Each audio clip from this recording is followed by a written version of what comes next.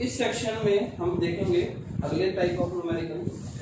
For example from the picture of 4 moles of calcium phosphate, ये apatite family का member है, बाद में इनऑर्गेनिक समझ में आएगा।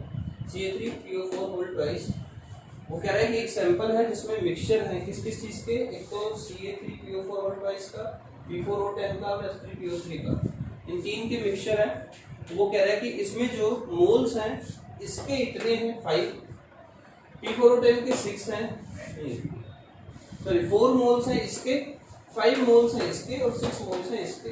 वो कह रहा है कि अगर सारे फास्फोरस एटम को रिमूव कर दिया जाए, हटा दिया जाए और उन्हें P4 में कन्वर्ट कर दिया जाए, P4 मॉलिक्यूल मैंने पहले भी बताया था आपको कैसा होता है, ऐसा कुछ P4 व्हाइट कलर का होता है, सब बता चुका हूँ, ऐसा कुछ 60 डिग्री एंगल वगैरह सब।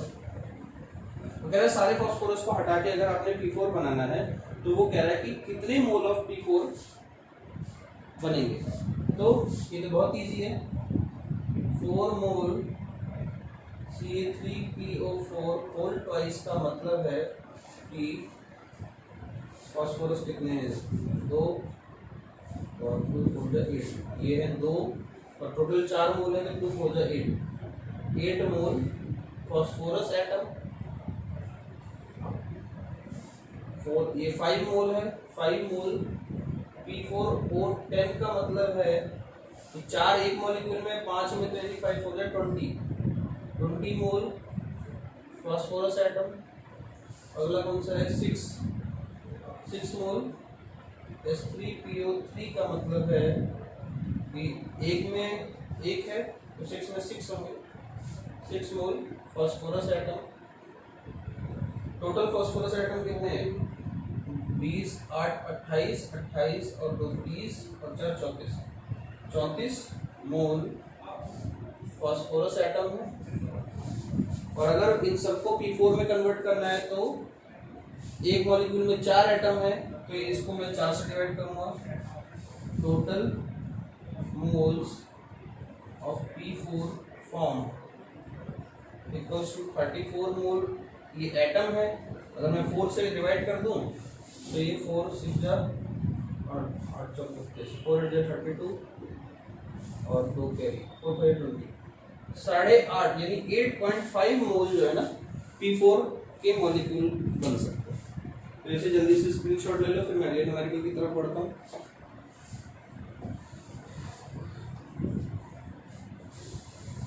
अगला न्यूमेरिकल थोड़ा सा ट्रिकी है। एग्जाम्पल है ब्लू विट्रियोल, इसे ब्लू विट्रियोल कहते हैं, आपको पढ़ाऊंगा मैं। एक ग्रीन विट्रियोल होता है, एक ब्लू विट्रियोल होता है, एक व्हाइट विट्रियोल होता है, इनऑर्गेनिक में बताऊंगा। If a sample of blue vitriol contains 3 mole of oxygen molecule, वो कह रहा है कि CuSO4.5H2O में ऑक्सीजन के 3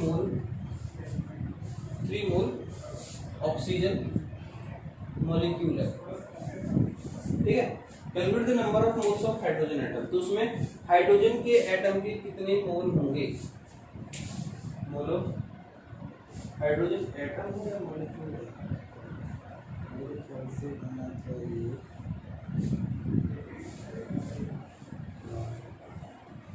मॉलिक्यूल ही होना चाहिए।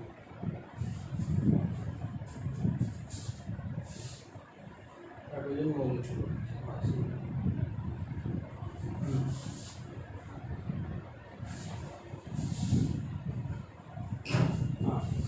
ब्लू विट्रियोल है। अब देखो, आप ध्यान से अगर देखोगे इसमें जो है एटम कितने हैं, 5 एटम,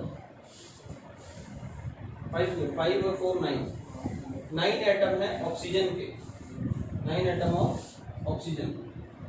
ऑक्सीजन के 9 एटम है तो ऑक्सीजन के मॉलिक्यूल कितने होंगे, शायद एटम ही है, moles of atom, hydrogen atom. अभी देखते हैं, मैं चेक कर लूंगा, हो सकता है मिस्टेक हो। 9 एटम्स ऑफ ऑक्सीजन, अगर एक मॉलिक्यूल में 9 एटम्स ऑफ ऑक्सीजन है तो इसका मतलब हम ये भी दिखा सकते हैं 4.5 मोल ऑफ ऑक्सीजन यानी O2 मॉलिक्यूल, क्योंकि 2 एटम कंबाइन करके एक मॉलिक्यूल O2 का बनाता है, ठीक है।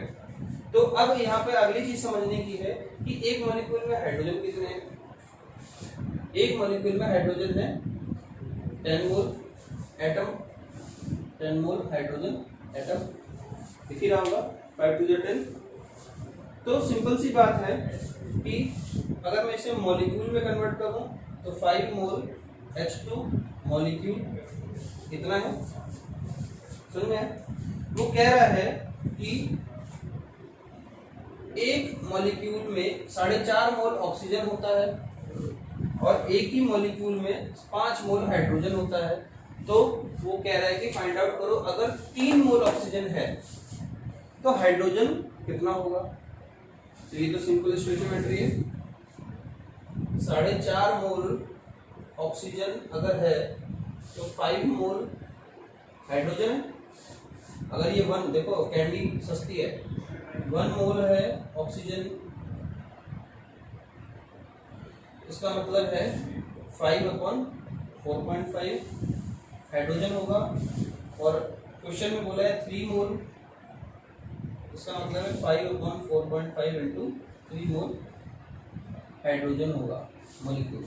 अब मॉलिक्यूल अगर पूछता तो मैं इसे यहीं पे छोड़ देता, उसने एटम पूछा है तो मैं इसकी मल्टीप्लाई जो है एवोगैड्रो से करा 5/4.5 इंटू 3 इंटू H2 मॉलिक्यूल है ये 6 इंटू 10⁻23 ये क्या है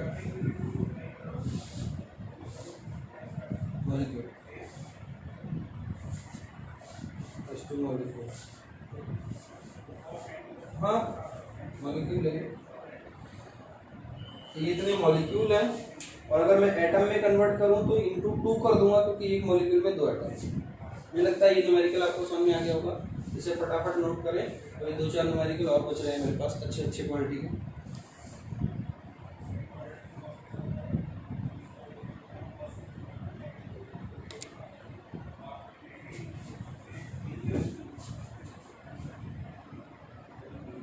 तो बच्चों इसी के साथ हम आ गए हैं अपनी मोल कंसेप्ट की हैप्पी एंडिंग पे। इसके बाद हम कंसंट्रेशन टर्म्स पढ़ेंगे। लास्ट के 2 numerical. Sulphur exist in different allotropic forms like S2 S6 S8। ये 3 तरह के एलोट्रोपिक फॉर्म में सल्फर एग्जिस्ट करता है। If equal weight of 3 are taken in a separate container, अगर इन तीनों को का इक्वल वेट ले लिया जाए एक कंटेनर में separate container, then the ratio of number of atoms. तो एटम्स का रेशियो निकालना है। वीडियो को पॉज करें और खुद से कैलकुलेट करें, बाद में वेरीफाई करें मेरे साथ। तो ये कैसे निकलेगा S2 S6 S8। तो कैसे इसका जो है वेट W, इसका भी वेट W, इसका भी वेट, क्योंकि वेट सेम है दोनों का तीनों का। इसका मास कितना होगा, सल्फर का 32 होता है, 2 सल्फर एटम है, इतने मोल। ये है 6 इंटू 32, इतने मोल S6 के प्रेजेंट हैं। और W यानी 8 into 32 32 moles of acid are present. अब इसमें क्या करेंगे, ये तो मोल हो गए। अब एक मोल में 6 इंटू 10⁻23 एटम्स होते हैं, ठीक है। उसने रेशियो नंबर ऑफ एटम्स से तो निकालना है रेशियो। तो ये तो हो गया मोल रेशियो। अब एटम रेशियो, तो पहली चीज तो एक मोल में 2 एटम होते हैं। देखो S2 के एक मोल या एक मॉलिक्यूल में 2 एटम होंगे, S6 के एक मॉलिक्यूल में 6 एटम होंगे और S8 के एक मॉलिक्यूल में 8 एटम होंगे। तो एटम का रेशियो कैसे निकलेगा कि मोल इनटू एवोगैड्रो नंबर, इतने तो मॉलिक्यूल ऑफ S2 होंगे उसमें, इनटू 2 इतने एटम होंगे, इतने number of atoms is to W/6 into 32 into Na, इतने तो मॉलिक्यूल S6 के होंगे और एक S6 के मॉलिक्यूल में कितने एटम होते हैं 6। अब इसकी बात करते हैं W/8 इंटू 32, इतने तो मोल ऑफ एसिड प्रेजेंट है, ठीक है, इतने मोल प्रेजेंट है, इतने हो गए एवोगैड्रो नंबर से मल्टीप्लाई कर दो, इतने मॉलिक्यूल होंगे और एक मॉलिक्यूल में कितने एटम्स हैं 8। तो जरा आओ इसे कैलकुलेट करते हैं। 2 से 2 गया, Na से Na पहले काट दो, ठीक है, W से W काट दो, देखो ये 6 से 6 गया, ये 8 से 8 गया, मुझे लगता है 32 से 32 कट गया, सारे कट गया, 1:1:2, ये उसका एटम का रेशियो होगा। तो देखो कितनी हैरानी की बात है, 1:1:2 बना रहा है। और ये ऑप्शन आपको सी या डी में दिखेगा और आप जो है ए और बी में फटाफट जो है अंश अंड मार के चले जाते। मैं अगले न्यूमेरिकल पे पढ़ रहा हूँ और ये हमारा मोल का लास्ट न्यूमेरिकल है। पोटेशियम मैंगनेट है, एक डार्क ग्रीन कलर का क्रिस्टलाइन सब्सटेंस होता है इनऑर्गेनिक में। जब मैं आपको KMnO4 पढ़ाऊंगा तो KMnO पोटेशियम पर मैंगनेट में बनने से पहले पोटेशियम मैंगनेट बनता है और ये बहुत ही अनस्टेबल होता है, नहीं अनस्टेबल तो नहीं होता मैंगनीज, ये मैंगनेट पोटेशियम मैंगनेट और पोटेशियम पर मैंगनेट एक दूसरे में इंटर कन्वर्टिबल फॉर्म में रहते हैं, कन्वर्ट होते रहते हैं। ये ग्रीन का है, वो येलो का होता है। तो सॉरी उस तो वो ये बोल रहा है कि बाय मास पोटेशियम इतना है और मैंगनीज इतना है, ऑक्सीजन इतना, एम्पेरिकल फॉर्मूला बताओ, हो गया। एम्पेरिकल फॉर्मूला कैसे निकलेगा, 39.6% है, यानी मास मान लो, ये होता है 55 मैंगनीज का, पोटेशियम का सॉरी 39 होता है, इस टू मैंगनीज का कितना होता है 32.5, 55 नहीं 27, 27.9 बाई 55 इस टू, ऑक्सीजन है 32, ऑक्सीजन का मोलर मास होता है 60, बस क्या गया 1:2, ये 27.9 बाई 55 कितना आएगा 27.9 डिवाइडेड बाई 55, 0.5072, 0.5072 मतलब 0.5 अप्रॉक्सीमेटली, और ये लगभग 2, ठीक है। 3.5 इसको कन्वर्ट कर लेते हैं होल नंबर रेशियो में, 2 से मल्टीप्लाई कर देता हूँ तो 2:1:4, बस तो हो गया। एम्पेरिकल फॉर्मूला आ जाएगा K2MnO4, ये आपका आंसर है। हाँ यही है। तो इसी के साथ मोल कंसेप्ट पार्ट 1 खत्म हो गया। इसके बाद आता है मोल कंसेप्ट पार्ट 2, जिसमें हम कंसंट्रेशन टर्म्स पढ़ते हैं। कई तरह की कंसंट्रेशन होती है, मोलैलिटी, मोल फ्रैक्शन और परसेंट मास, परसेंट वॉल्यूम, परसेंट और पीपीएम वगैरह सारा कुछ होता है। थ्योरेटिकल पार्ट है थोड़ा सा और न्यूमेरिकल पार्ट ज़्यादा है। तो हमारे पास क्योंकि रिस्ट्रिक्शन होती है कि मोल कंसेप्ट को हमें शुरुआत में थोड़ा ही बताना होता है। मैं आकाश में जब पढ़ाता था तो मेरे को मोल कंसेप्ट में पूरा जो है इक्विवेलेंट कंसेप्ट भी पढ़ाना होता था शुरुआत में। तो यहाँ पे जो है साई विकास बहुत अच्छा इंस्टीट्यूशन है, वो चाहता नहीं है कि बच्चा कंफ्यूज हो इक्विवेलेंट को अभी से पढ़ के। तो हम लोग साई विकास में जो है इसको रेडॉक्स में पढ़ाते हैं, रेडॉक्स के टाइम पे थोड़ा बहुत इक्विवेलेंट पढ़ाते हैं, बाकी टोटल जो है हम छोड़ देते हैं इसको 12th के लिए। तो वहाँ पे हम बहुत ही डेप्थ में जाके पढ़ाते हैं। तो ये मुझे बहुत अच्छा लगा साई विकास का कंसेप्ट और मैं इसको फेवर भी करता हूँ, पहले भी करता था। खैर इसी के साथ जो है हम वो अलविदा लेते हैं, मिलेंगे फिर कंसंट्रेशन वाली वीडियोस में। और मैं आशा करता हूँ कि आप लोगों को समझ में आ रहा होगा मेरा पढ़ाया हुआ। और देखो मैं परफेक्ट नहीं हूँ, बट मैं कोशिश कर रहा हूँ अपना बेस्ट करने की, और मैं आशा करता हूँ कि आप भी अपना बेस्ट कर रहे होंगे। बेस्ट करिए, आपको कभी कभी दुख नहीं होगा कि जो है मेरे अंदर अगर कुछ कमी रह गई है मतलब या कोई कम नंबर आए हैं, तो आपको दुख इसलिए नहीं होगा क्योंकि आप जितना कर सकते थे आपने किया।